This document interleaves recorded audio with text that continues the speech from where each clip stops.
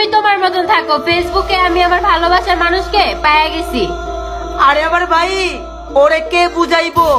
ওই আরেকটা আইডিও আমার। হায় হায় ওরে হায় হায়।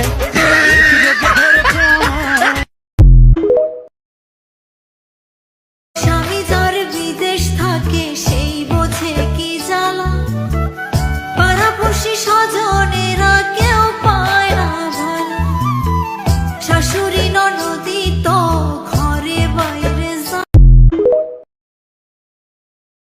মিথ্যা বলা নিষেধ। কখনো কি আপনার প্রিয় মানুষটার জন্য কান্না করছিলেন?